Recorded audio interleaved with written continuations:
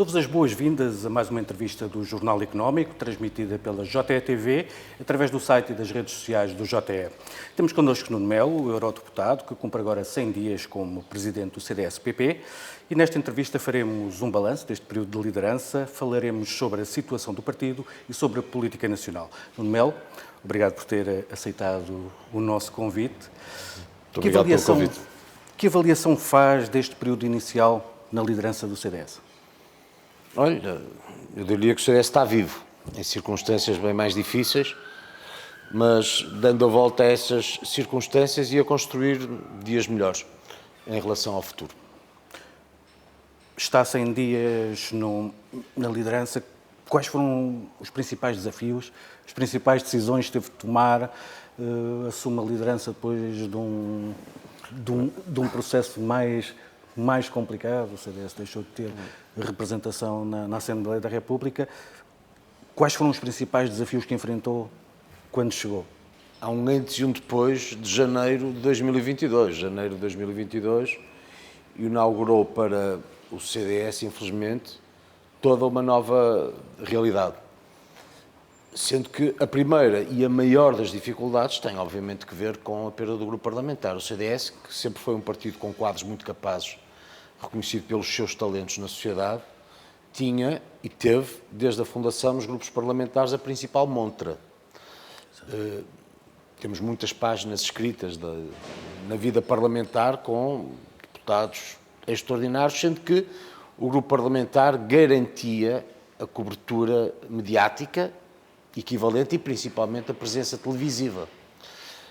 Não é a mesma coisa ter um grupo parlamentar ou não ter um grupo parlamentar. Perdemos a montra política, em consequência, perdemos um dos principais instrumentos de afirmação política e mediática, com menos imprensa, e, a par de tudo, perdemos subvenção financeira. Muita. E, portanto, uma necessidade de reestruturar o partido no que tem a ver com a gestão da sua dívida, reconfigurando o partido, reconduzindo às nossas possibilidades. E, portanto, nós somos hoje chamados a fazer muito mais, porque queremos retornar ao Parlamento e continuar a afirmar um partido que, apesar disso, é muito relevante, com muito menos instrumentos financeiros e possibilidades políticas. Ainda assim, realçaria, porque não é uma questão irrelevante, que o CDS não tem hoje um grupo parlamentar, todavia mantém-se a liderar sozinho 6 autarquias em Portugal continental, nos Açores e na Madeira. Governamos em coligação com o PSD mais de 40 autarquias. No Porto, na coligação com o independente Rui Moreira, o CDS foi sempre determinante nestas vitórias. Continuamos a ter uma delegação no Parlamento Europeu, o próprio Sr. Eurodeputado, e estamos nos governos regionais dos Açores e da Madeira. Portanto, só para terminar nesta parte, se as nossas circunstâncias são hoje piores, facto é que o CDS, também para a vida pública, traduziu uma realidade que, mesmo que tem a ver com a comunicação social, tem que ser encarada como nova. Porquê? Porque antes das eleições de janeiro de 2022, tinha pequenos partidos que não estavam na Assembleia da República. Exato. E tinha os partidos representativos na Assembleia da República que desempenhavam mandatos mais ou menos, mas num plano mais ou menos transversal. A partir de janeiro, passou a ter um partido médio, como o CDS, que, não tendo eleito deputados, tem tudo o resto que acabei de lhe referir. E, por outro lado, tem muitos mais votos do que outros partidos que elegeram um deputado e não tem nada disto que o CDS tem. E é por isso que, enfim, eu encaro o futuro com muito otimismo e grande esperança, porque eu sei que o CDS não é um partido qualquer. E as dificuldades ultrapassam-se, enfim, pelo menos é esse o meu espírito. A política está muito centralizada na Assembleia da República.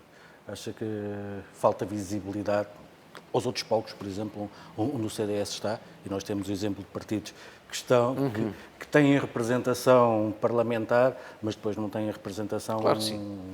Eu não tenho nenhuma dúvida disso, mas, enfim, a única coisa que me resta é tentar convencer o espaço mediático de que o CDS não é um partido qualquer e justificar a atenção para que os portugueses saibam aquilo que o CDS faz.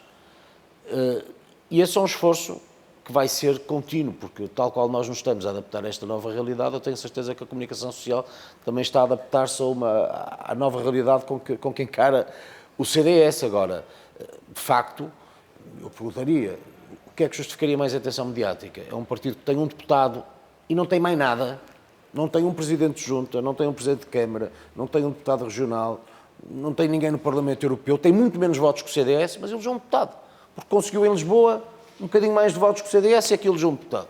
E de repente, para um partido assim, tem uma atenção mediática. E o CDS tem tudo aquilo que eu já lhe referi, de repente tem muito menos cobertura mediática. Eu posso lhe dar um exemplo. Ontem mesmo tivemos uma iniciativa que eu considero extraordinária sobre o turismo, que é o grande instrumento que vem alavancando a economia nos últimos tempos, moderado pelo Telmo Correia, que foi o único ministro do turismo em Portugal. Nós esquecemos, mas o único momento em que uma atividade económica como o turismo, tão relevante, teve um ministro com tutela própria, foi em tempos do CDS no governo, foi o Telmo Correia. O ministro moderou um debate, tendo ao seu lado o Dr. José Teutónio, aliás, pela ordem, o Dr. Francisco Calheiros, que é o Presidente da Confederação de Turismo. Pessoa extraordinária que representa o setor com enorme categoria. Do outro lado, o Dr. José Teutónio, que é Presidente do Conselho de Administração do Grupo Pestana, o maior grupo hoteleiro de Portugal. E o Adolfo Mesquita Nunes, que voltou a mostrar muito a sua inteligência e da sua capacidade numa iniciativa do CDS e que foi, garantidamente, um dos melhores secretários de Estado do turismo no Portugal democrático. A falar do momento, a falar do aeroporto, a falar do turismo, a falar da conjuntura, seria uma oportunidade de serviço público extraordinária. Noutros tempos, certamente, teríamos ali uma belíssima cobertura mediática. Não aconteceu. Eu não tenho que culpar ninguém, são os novos tempos. Agora, uma coisa lhe digo, divulgamos como podemos tudo aquilo que fazemos e acredito, tenho esperança que esta nova realidade que o CDS representa também acabará por ser apreendida por alguma da comunicação social que eu sei, que conhece o CDS e enfim, vendo também dificuldades, porque hoje há menos pessoas a trabalhar na comunicação social, enfim, há maiores dificuldades, mas talvez devagarinho consigamos ambos ajudar a justificar esta afirmação do CDS num tempo que é de contínuo. O CDS é um partido que tem passado, que está no presente e que está a construir o seu futuro. Já voltamos à parte da capacidade de expressão no espaço público. Deixe-me só fechar esta parte relativa ao partido, falando na tal consequência financeira de deixarem de ter um grupo parlamentar. Tinham um processo de estruturação em curso com duas vertentes, recursos humanos e imobiliário. Estes processos já estão concluídos? O CDS está a fazer um enorme esforço, porque o CDS tem hoje, assim, grosso modo, nós temos mais dívida, menos património e menos receita, e, portanto, temos mais dificuldades. Mas as dificuldades encaram-se, os problemas ultrapassam-se. O que temos a fazer, como lhe disse, é reestruturar a nossa despesa, tentando equilibrá-la a par das possibilidades de receita e enfim, esperar melhores tempos, sem termos que alienar aquilo que é também um património relevante, que foi conseguido ao longo de muitos anos, e olha, a circunstância de estarmos a ter esta conversa no Largo do Caldas, acho que também é só por si muito mais do que simbólica. A questão da sede ficou resolvida, no momento acabou por ser um facto político lateral, mas um facto político. Eu diria um fogacho. Um fogacho de quem acha que da espuma dos dias faz votos. O CDS é um partido antigo, ajudou a fundar a democracia portuguesa e a consolidar a democracia portuguesa, estruturado, com muita substância e, portanto, enfim, nós não fazemos casos daquilo que não parece que era a nossa atenção. Esta é uma sede do CDS histórica, de sempre, com renda paga em dia, portanto, tudo o resto não é sequer conversa. Referiu a maior dificuldade de intervenção no espaço público depois de deixarem de ter grupo parlamentar.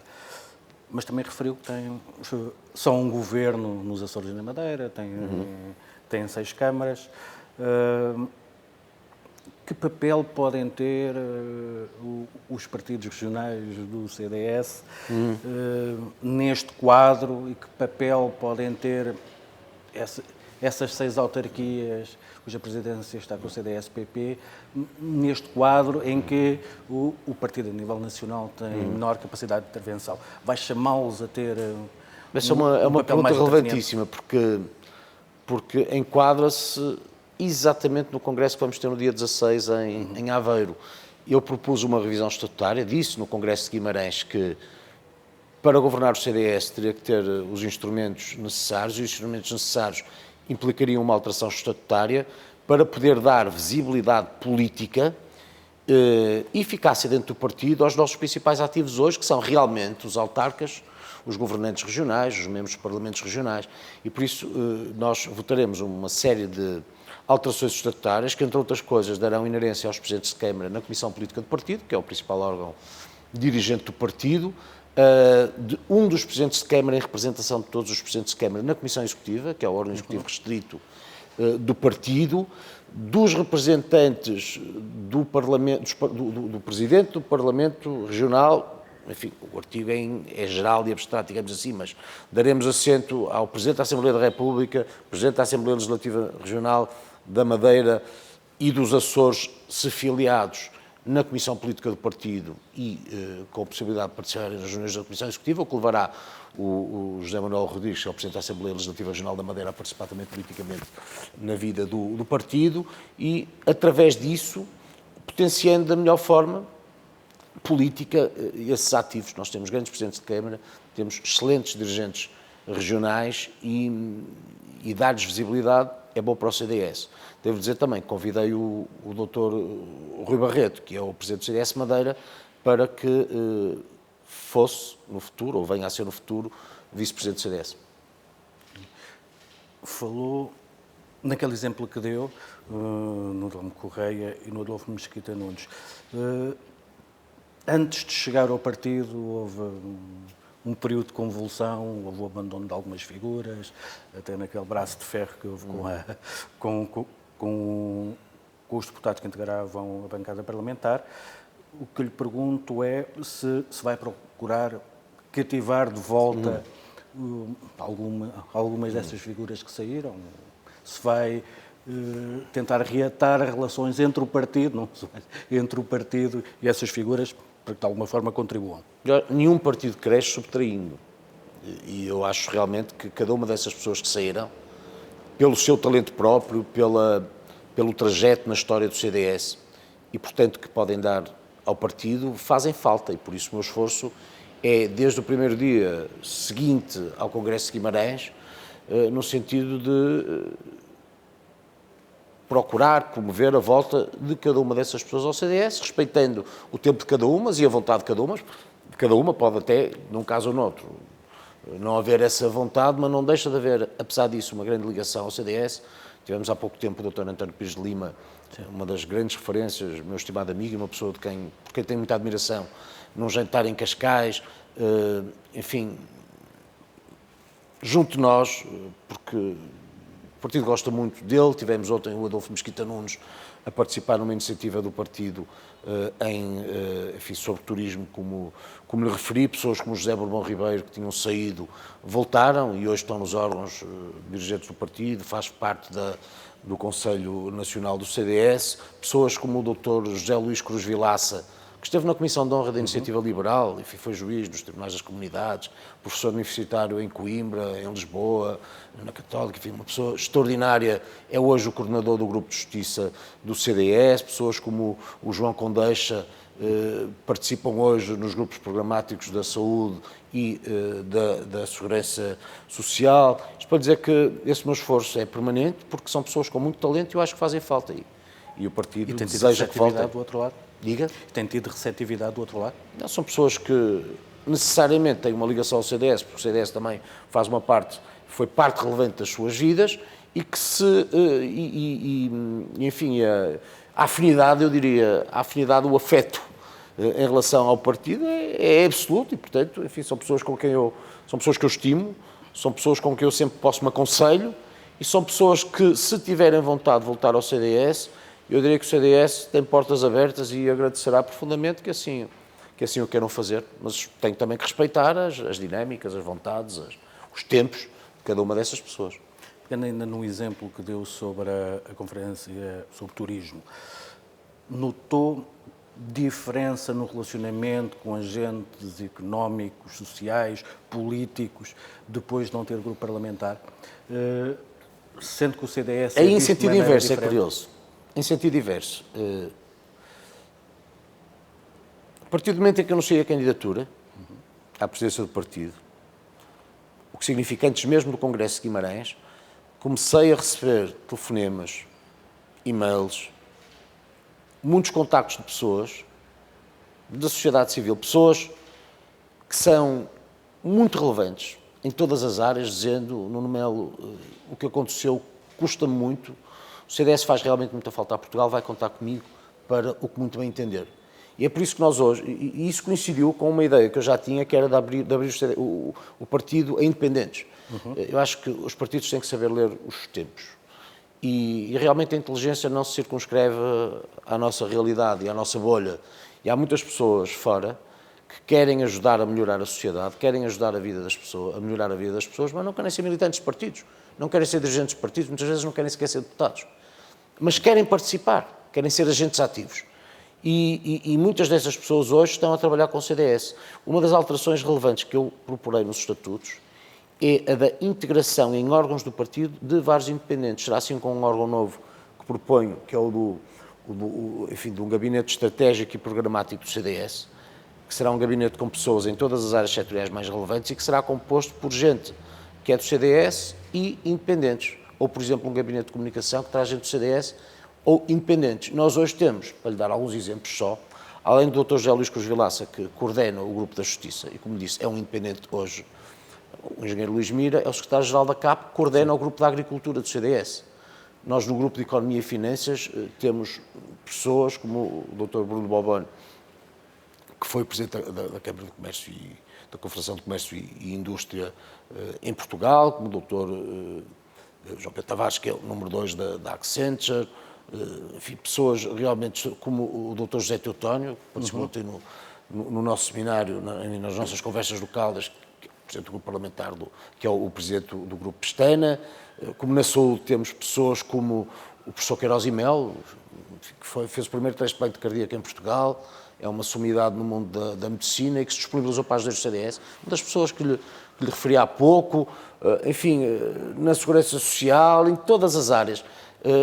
A par de pessoas muito capacitadas do CDS, no Grupo de Economia e Finanças, lá está, se quiser falar pelo CDS, o grupo é coordenado pelo Dr. Paulo Núncio, que foi Secretário de Estado dos Assuntos, enfim, dos Assuntos Fiscais, a Cecília Meireles,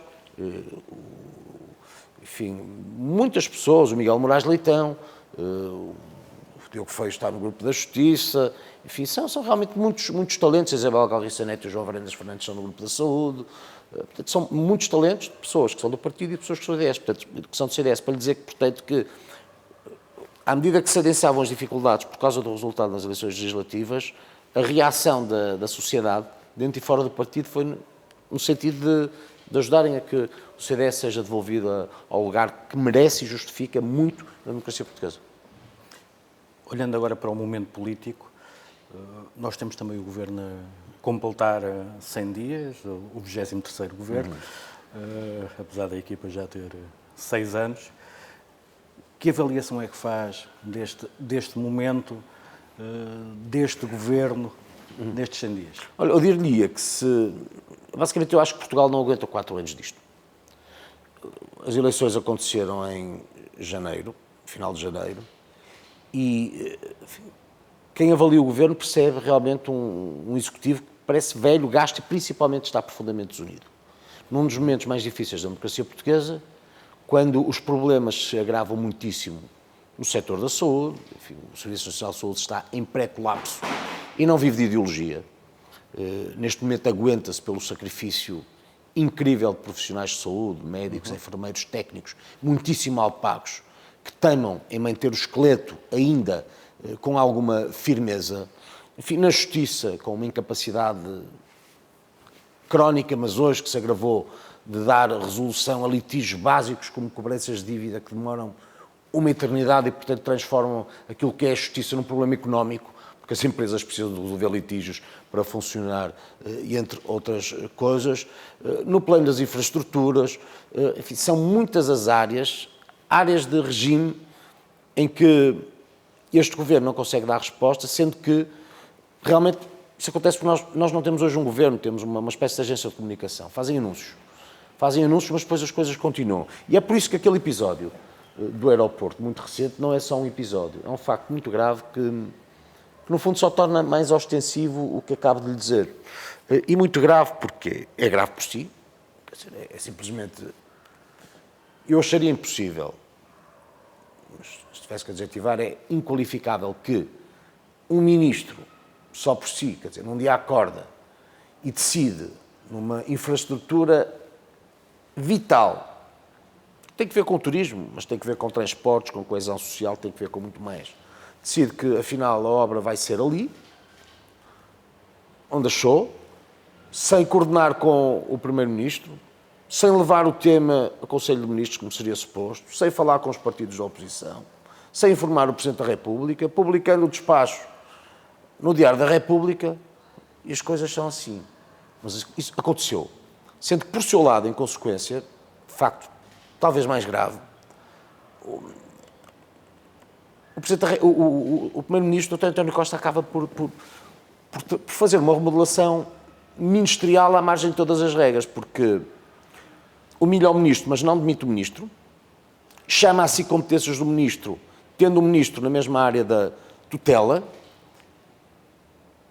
porque realmente receia, no que tem a ver com o Ministro, aquilo que é o seu peso dentro do Partido Socialista, a sua influência dentro do grupo parlamentar, porque a maioria do Partido Socialista depende do grupo parlamentar e, portanto, o controle de uma meia dúzia de deputados poderia simplesmente retirar a maioria e a estabilidade necessária ao Governo, e dentro do próprio Governo, porque tivemos o facto singular de uma ministra, Ana Abrunhosa, de repente, mandar abraços de solidariedade ao Ministro, não foi ao Primeiro-Ministro, foi ao Ministro, dentro do próprio Governo, e no dia seguinte continua tudo na mesma, não foi ao Primeiro-Ministro nem ao país, foi ao Ministro, pronto. E as coisas são assim. E isto é particularmente imperdoável, porque essa infraestrutura essencial do novo aeroporto, em plena época alta, quando tanta coisa está em jogo, foi utilizada como ferramenta para uma luta interna no Partido Socialista para a disputa do poder em relação ao futuro. E por isso, enfim, lá vamos funcionar com esta coligação, que não é de dois partidos, é uma coligação de duas fações do Partido Socialista dentro do mesmo governo. Quando precisávamos de coesão e de estabilidade, já agora também de capacidade, mas pelo menos de coesão e de estabilidade, temos um governo profundamente dividido que não podia dar pior sinal de si. Em relação ao que está subjacente a esse caso, o CDS tem uma posição sobre Claro que tem. O tão adiado aeroporto de Lisboa? Claro que tem. Vamos cá ver. A discussão tem 53 anos, mas convém lembrar que há 7 anos o assunto esteve encerrado e decidido. Há 7 anos houve um protocolo que foi assinado pelo Dr. Pedro Passos Coelho, o Dr. Paulo Portas, o António Pires de Limeira, Ministro da Economia, pelo Secretário de Estado Sérgio Monteiro e pelo Adolfo Mesquita Nunes, que tinha, depois de feitos estudos, depois de feitas discussões políticas, depois de uma enorme ponderação, optado pela fórmula Portela mais um. Obras de extensão na Portela, com um aeroporto no Montijo. A solução estava feita. Se o Governo não tivesse revertido também essa opção, nós teríamos o aeroporto a entrar em funcionamento em 2023. Perderam-se 7 anos. E o custo desses 7 anos mede-se no que está a acontecer no aeroporto da Portela. Eu ontem ouvia, por exemplo, o Dr. Francisco Calheiros, Presidente da Confederação de Turismo, dar um exemplo que é muito impressionante. Quer dizer, um avião vindo do Canadá, cheio de jornalistas, para falar de Portugal, e a única coisa que saiu foi o caos no aeroporto e as filas de espera. O que para cartão de visita, para quem quer vir para Portugal, não deixa de ser extraordinário. Isto para dizer que realmente esta é uma obra infraestrutural absolutamente necessária. E estava decidida. E é bom que se saiba o seguinte, quando a discussão agora se põe, que é isto. Pronto, já sabemos que não temos um novo aeroporto, já sabemos que não vamos ter... Enfim, que isto foi tudo revogado, até agora a única decisão que tinham tomado acabou. Portugal não é um país rico, nós temos uma dívida, somos um país com pouco recurso, enfim, e temos uma dívida de 127% do produto interno bruto.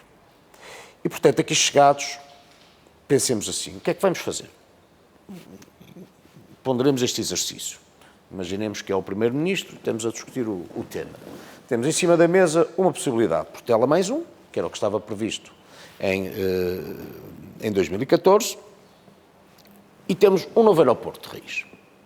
É bom que as pessoas saibam algumas coisas. Em primeiro lugar, Se decidir hoje construir o novo aeroporto no Montijo com a extensão na Portela, a forma Portela mais um, a tal que estava decidida, feita, só terá o aeroporto construído em 2027. 2027, estamos em 2022. Sim. Mas se quiser construir um novo aeroporto de raiz, só o terá no máximo em 2036.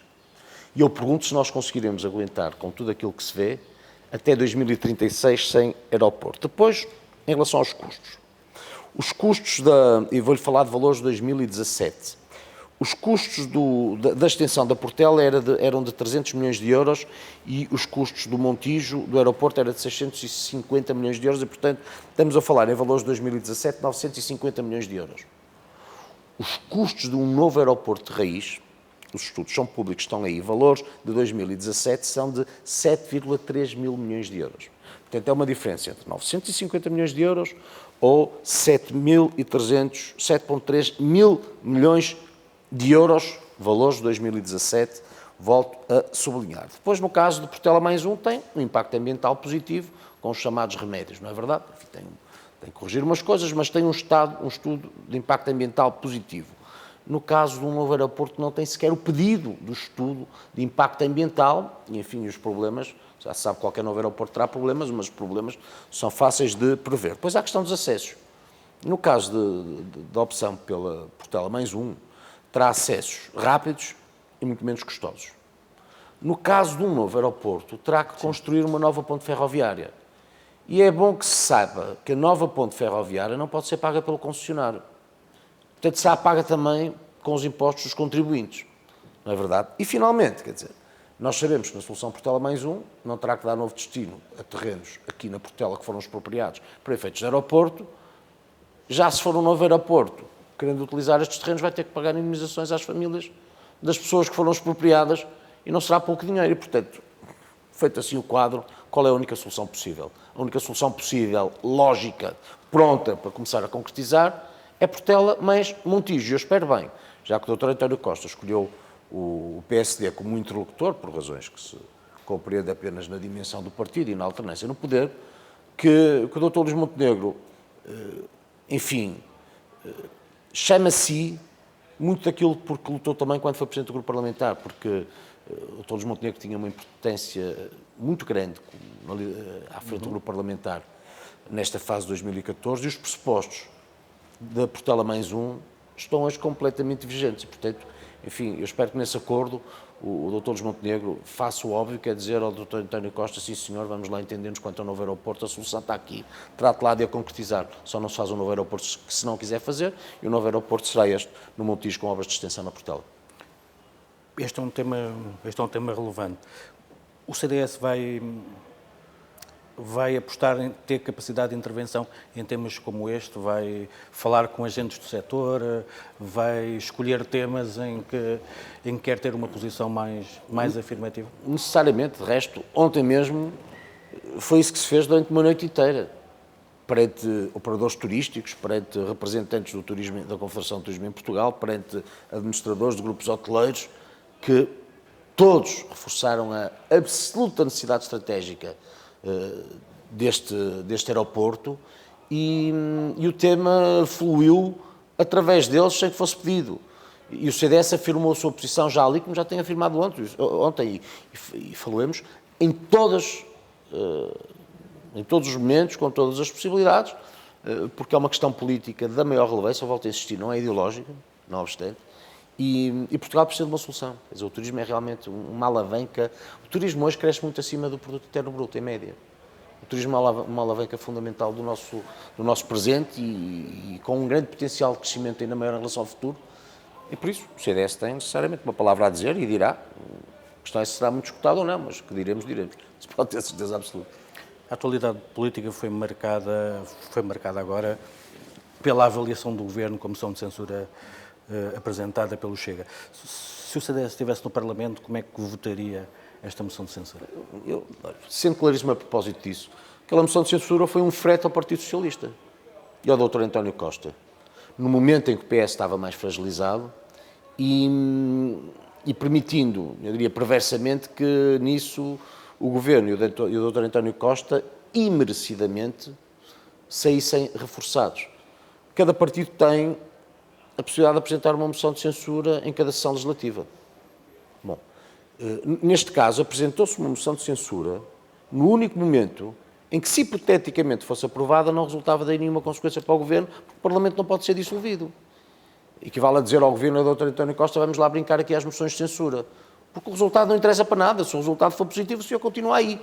Como bem sabemos, o artigo 172 da Constituição proíbe que nos 6 meses seguintes, enfim, as eleições foram agora em janeiro, não é? Proíbe que nos 6 meses seguintes o Parlamento seja dissolvido. E o Governo foi empossado quando muito bem sabe. E, portanto, gastou-se a única moção de censura no momento em que não se poderia daí retirar nenhuma consequência em relação ao PS, que o PS realmente merecia e o Governo em particular. E, portanto, não há dúvida que nessa medida é um frete, como é por outra razão. Porque quando se quer censurar um Governo, quer-se ser consequente. Ser consequente implica federar à volta do texto outros partidos que lhe deem os votos necessários para que aquilo aconteça. Ora, quando um partido se coloca na posição de se isolar completamente, para chamar a atenção sobre si, sabendo antecipadamente que os outros não irão atrás, nomeadamente o PSD, partido que ali se pretendia, em certa medida, causar alguma atrapalhação, também se fragiliza não só a moção de censura, como depois se reforça o Primeiro-Ministro e o PS, que dali saídos dizem: bom, vejam lá o resultado. Com o resultado destes, qual é a censura do Governo? É nenhuma. E, portanto, frete maior não podia ser, sendo que, não obstante, o CDS se absteria, porque se o frete acontece, o Governo também não pode deixar de ser, digamos, contestado por aquilo que está a suceder, e a abstenção seria o único voto nessas circunstâncias possível. Naquele quadro parlamentar à direita do PS, como é que se ia posicionar o CDS se tivesse um grupo parlamentar? O CDS posicionava-se, obviamente, à direita do PSD, como sempre fez, até por uma razão óbvia. Mas antes da Iniciativa Liberal... Não, por uma razão óbvia. A Iniciativa Liberal é um partido de centro-esquerda, assumido pelo seu presidente e, de resto, em coerência com o que é o Grupo ALDE no Parlamento Europeu. Nós todos ouvimos, assistimos ao presidente da Iniciativa Liberal a querer sentar-se o grupo parlamentar à esquerda do PSD. E eu devo dizer que eu enfim, avaliei a vontade como um ato de coerência, realmente. A Iniciativa Liberal é um partido de centro-esquerda. A Iniciativa Liberal tem fundamentalmente uma ideia para a economia. É um partido ultraliberal, reconduz tudo à economia. Mas em tudo o resto, todo o resto da agenda, nomeadamente a agenda social, é profundamente à esquerda. Profundamente à esquerda não diria, mas é um partido à esquerda. E, portanto, é de coerência que a Iniciativa Liberal se tivesse sentado à esquerda do PSD. O CDS é um partido de centro-direita e é um partido que esteve sempre, toda a vida, colocado à direita do PSD, que é um partido de centro, como o Dr. Rui Rio assumiu, muito embora aqui ou ali com flutuações, mais centro-direita, mais centro, mas é um partido que mesmo o centro-direita está à esquerda do CDS. E obviamente que não nos sentaríamos à direita de um partido que está ele próprio à direita do próprio regime. Quer dizer, e portanto aí acho que a localização era nítida, era óbvia e é onde ficaremos quando voltarmos à Assembleia da República. A relação com o PSD, que é histórica, o PSD tem uma nova liderança, o CDS tem uma nova liderança, vão manter essa relação, têm possibilidade de estreitar laços, é uma possibilidade do CDS ter capacidade de intervenção, já que não está na Assembleia da República, ter uma maior proximidade com o PSD, tem essa intenção? Vamos cá ver, a interação e a coordenação e a relação é uma condição necessária.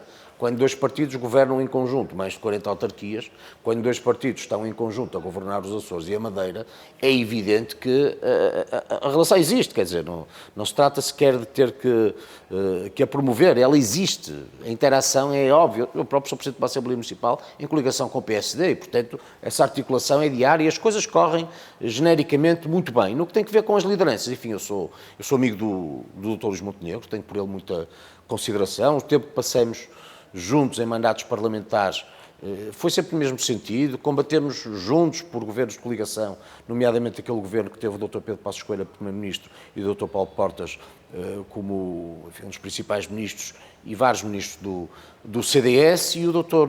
Luís Montenegro deu um sinal muito importante que eu registrei no Congresso, quando se refere particularmente ao CDS, na verdade é o único partido em relação ao qual tem uma uma palavra em particular, dizendo como deseja que o CDS se reforce, que o CDS tenha muito futuro e dizendo aquilo que é também evidente, que o CDS é um aliado óbvio do PSD, como o PSD é do CDS, muito embora noutros momentos também sejamos adversários. Mas no nosso trajeto de 48 anos de vida, de facto, se tivermos o PSD como adversário, tivemos e temos o PSD como aliado em múltiplas circunstâncias e a relação que tenho com o Dr. Luís Montenegro é muito boa e, portanto, tenho certeza que será principalmente de boa fé e numa perspectiva da necessidade do crescimento do espaço político do centro-direita, o que implica o PSD cresça e o CDS cresça, para que este arco da direita sensata, digamos assim, possa um dia de novo ser uma alternativa ao governo socialista em Portugal. Acha que não é, a maioria de esquerda não é inevitável? A maioria de esquerda, bom, o Dr. António Costa promove largamente, nomeadamente na forma como potencia à direita, diria, fenómenos que sabe estão lá para fraturar todo um espaço político. Mas como eu dizia há pouco, eu não acredito que Portugal aguente 4 anos do que está a suceder. Eu não vejo nenhuma capacidade deste governo a resolver problemas tão prementes como o do Serviço Nacional de Saúde, porque as pessoas têm que ser tratadas. As pessoas têm que sobreviver e não querem que isso aconteça com ideologia, não é? Porque a senhora Ministra, quando se estressa ou vem internacional, o Serviço Nacional de Saúde no dia seguinte ficará melhor. O Serviço Nacional de Saúde implica investimento. O Serviço Nacional de Saúde implica médicos, implica enfermeiros, principalmente implica salários dignos. Implica a possibilidade, quando os médicos se reformam, outros poderem substituí-los. E quando médicos ou enfermeiros ou técnicos de saúde, num dia, no setor privado ou no setor social, mas principalmente no setor privado, ganham quase o equivalente a um mês de trabalho do Serviço Nacional de Saúde, acha que é por amor ao cartão ou por ideologia que vão optar pelo Serviço Nacional de Saúde? Também tem que alimentar os filhos, pagar as rendas de casa, amortizar aquilo que são os seus investimentos. E, portanto, isto só se resolve um dia com a cooperação entre os diferentes setores, deixando de transformar o serviço, enfim, a saúde, como de resto acontece na escola, em espaços de ideologia, em tudo aquilo que manifestamente este governo não será capaz de fazer.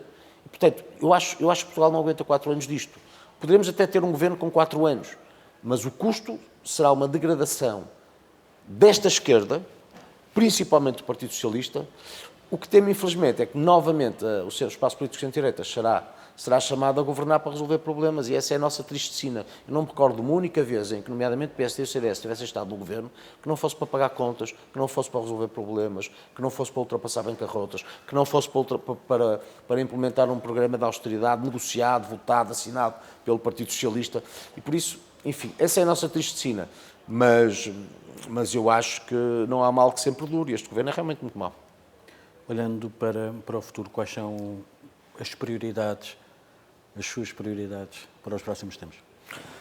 Bom, tem as prioridades internas e prioridades externas. As internas e óbvias são a da reestruturação financeira do partido e a da criação de instrumentos políticos que sejam ferramentas para que o CDS possa consolidar-se, reforçar-se, crescer e voltar à Assembleia da República. E por isso, enfim, tudo o que tem a ver com a reestruturação financeira do partido, tudo o que tem a ver com o congresso que vai acontecer no próximo dia 16, e aí criando-se criando-se novas possibilidades para o CDS em termos de eficácia. E depois, do ponto de vista político, temos várias outras. Em primeiro lugar, abrir o partido a independentes. Trazer independentes que tenham talento, que sejam qualificados, reconhecidos pela sociedade, para os órgãos do partido, mas também para os espaços de criadores de pensamento e de ideias. Um dos grupos que eu vou criar, como me referi, é esse Conselho, é esse Gabinete Estratégico e Programático, onde muitos dos independentes estarão nas diferentes áreas a produzir esse pensamento. Depois, através deles, junto com a direção do partido, identificar problemas, como temos feito até agora, mas principalmente apontar soluções. Eu não quero o CDS como um partido de protesto. Eu não quero o CDS como um megafone do descontentamento. Uma espécie de Big Brother parlamentar, que identifica onde é que as pessoas estão muito zangadas e depois fala mais alto aos gritos, achando que nisso, e muitas vezes acontece, conseguirá mais votos. Eu prefiro afirmar o CDS, ou reafirmar o CDS pela credibilidade.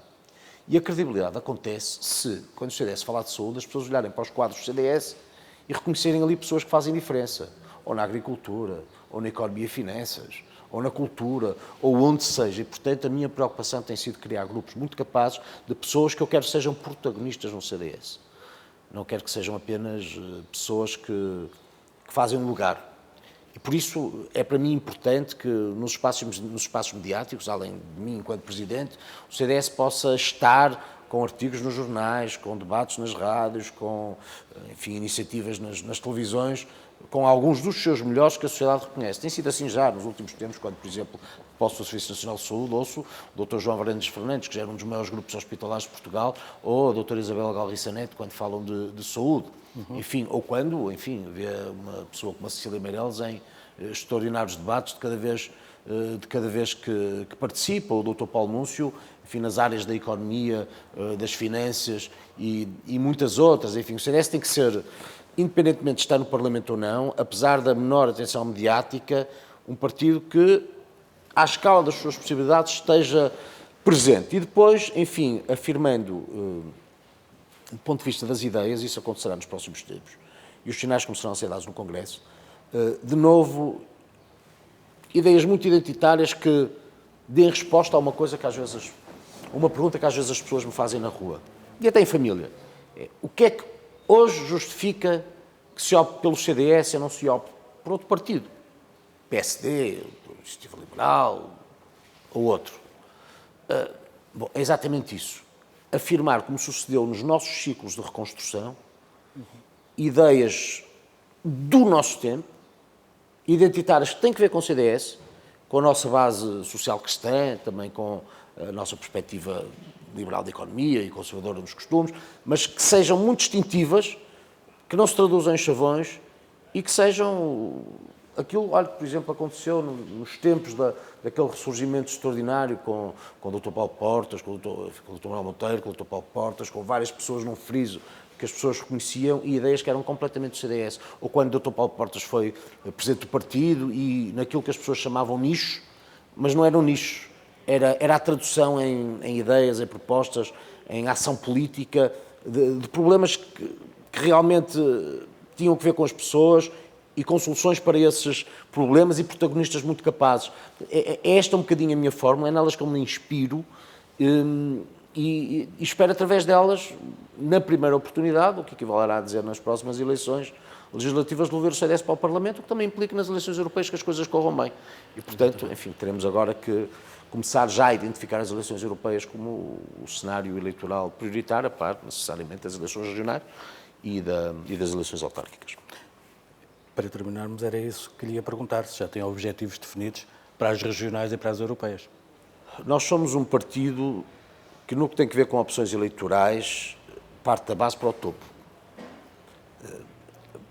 Não só é a forma mais justa, mas a melhor para que se tenha sucesso. E, portanto, o que sucederá em eleições regionais será, desde que não contradito aquilo que são as diretrizes do partido aprovadas em Congresso, o que os partidos regionais entendam.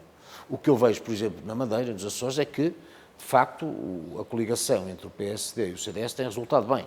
Tem ajudado a resolver muitos problemas na vida das pessoas. Há pouco, curiosamente, ouvi uma intervenção do Dr. Alberto João Jardim a fazer um grande elogio ao papel do CDS na coligação, que eu registrei porque vem de alguém que sempre combatemos toda a vida e usar até uma expressão engraçada, que é aquela de que a equipa vencedora não se mexe. Pronto. E, portanto, eu percebo que, desde logo aí, é pelos resultados que a importância do CDS se traduz. Mas essa é uma forma que me parece a mais óbvia, mas será aquilo que o CDS Madeira e o CDS Açores entendam. Em eleições legislativas, o que pretendemos em eleições autárquicas, o que pretendemos é manter as autarquias que temos, tendencialmente crescer, pelo menos lutaremos para isso. Em eleições europeias, o que tentaremos é manter ou aumentar o grupo parlamentar, manter equivale a dizer um deputado ou eleger mais, se possível, mas, enfim, é realmente essa uma prova de fogo. E nas eleições legislativas, em 2026, se não acontecerem antes, todo o nosso empenho é para que o CDS volte, e eu tenho a certeza que se as eleições fossem hoje, o CDS voltaria à Assembleia da República. É o eurodeputado do partido. Pensam em recandidatar-se? Pensam em recandidatar-se?